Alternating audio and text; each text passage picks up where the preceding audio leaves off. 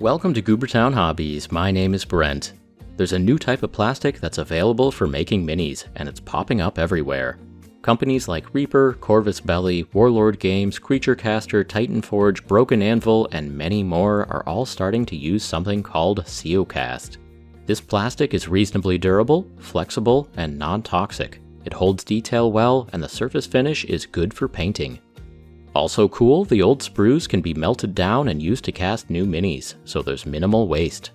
But here's the real advantage. This is an injection molding technique that's cheap enough for small companies to be able to access. Thermoplastic miniatures made locally by small game companies. That's pretty cool. This is what the molds look like. Two halves of vulcanized rubber that fit together. The mold is placed in the sioform machine, the injection protocol is selected, and we press the big green button. It takes just a few seconds for the machine to suck the air out of the mold and inject hot liquefied plastic. The longest part of the process is about 20 or 30 seconds while we wait for things to cool off a bit. We take the mold out of the machine and boom, there's fresh new minis in there.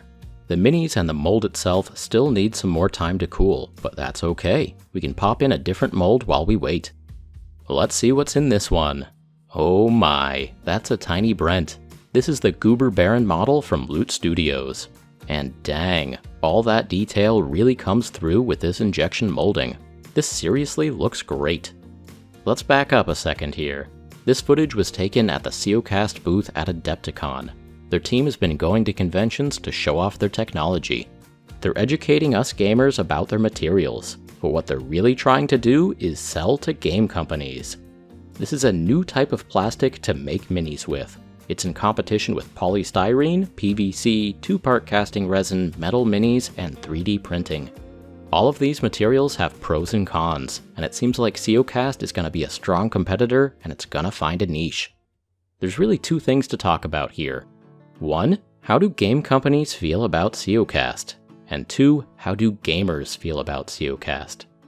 Let's talk about it from the industry point of view first, and then we'll spend some time actually working with these models.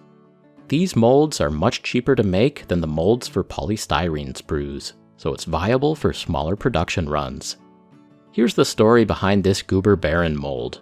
The Siocast team knew that I was curious about their process, and they knew that I was going to be at Adepticon.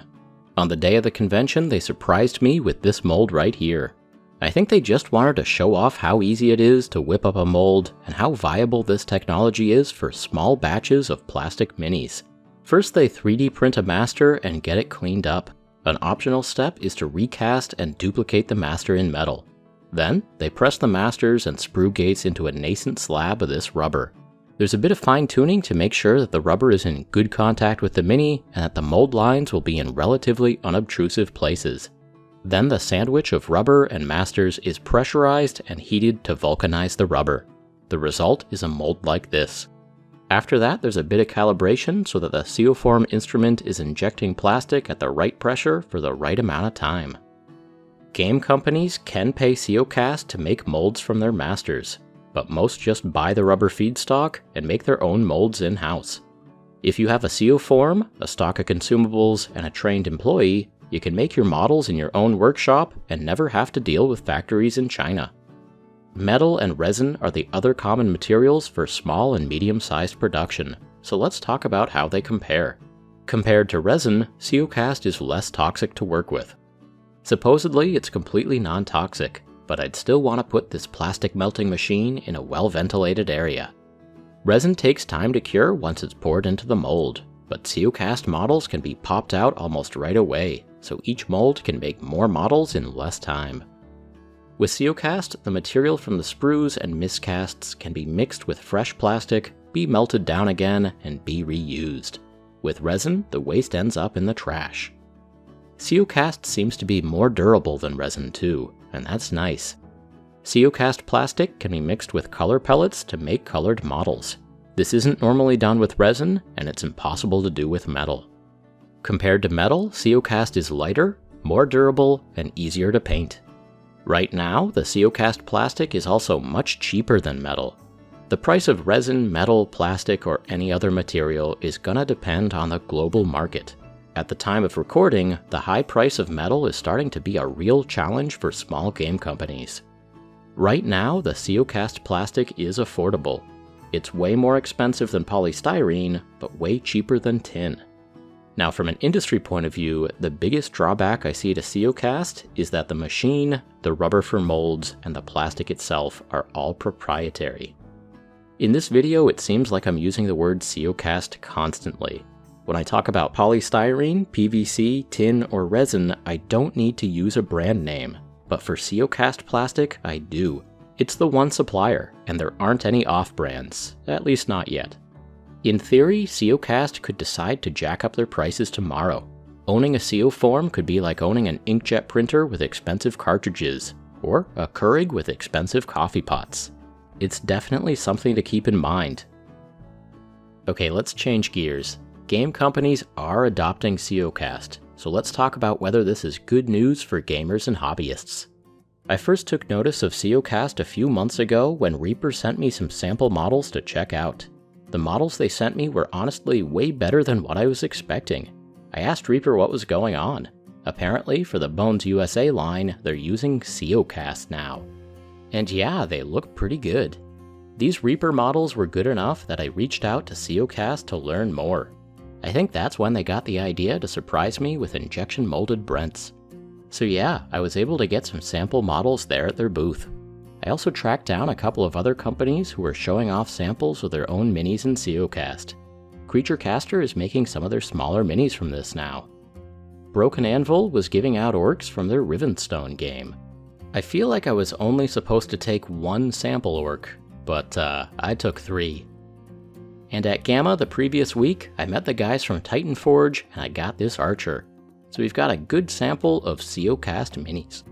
There are actually 2 types of Siocast material. The original Siores plastic is soft and bendy and durable. It reminds me a bit of working with PVC, but with nicer details. Cleaning mold lines is pretty difficult though. Filing doesn't work and scraping doesn't work. You have to use a knife to slice the mold lines, and it's a pain. This elf archer from Titanforge is the original Siores soft plastic, and I left a lot of mold lines on there because they're really annoying to remove. I tried to scrape the mold line on her hair, and it just made this big mess of plastic burrs here on the ponytail. I like most of the stuff from Titanforge, but yeah, there are some rough mold lines on this model. The newer Siocast hard plastic is much better. It's hard enough that it can be filed and sanded. I'm happy to say that scraping with a hobby knife does work with the Siocast hard.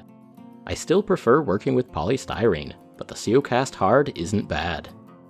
The Reaper minis I have were made from the original soft Siores, and so is the Titanforge elf. I think both companies are considering switching over to the newer Siocast hard. Broken Anvil was starting out with the hard. My guess is that the new Siocast hard will end up being the most common, and that's good. This plastic is durable but not indestructible. Some minis survived the drop test and some didn't.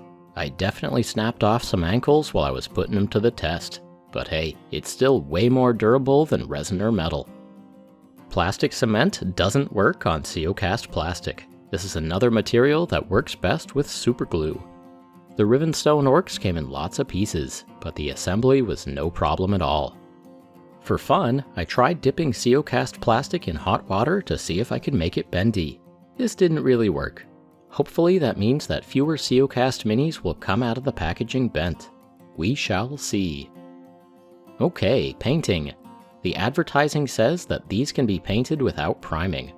Painting without priming is kind of against my religion, but I see what they're talking about. The surface of this plastic does take paint pretty well. Also, this material doesn't have any oily coatings, which is sometimes an issue with resin minis. There's an extremely light dusting of flour used as a release agent, and this doesn't seem to be causing any issues at all. Now once the first layer of paint is on there, painting these minis isn't different than painting anything else. Okay, let's get to the verdict. You're a fan of a miniature company, and they announce that they're switching to Siocast. How should you feel about it? Honestly, I'd feel pretty good. The detail on these things is great. I didn't see any holes or bubbles. They're light, they're reasonably durable, and they paint up well. As always, I'm just fascinated by the different materials that get used in this hobby. I think it's awesome that gamers and game companies are getting another option. Choice is good, and competition is good. I think we're gonna be seeing a lot more Siocast, and that's not a bad thing. I'm excited to see where this goes. Alrighty, that's it for this time. Thank you so much for watching.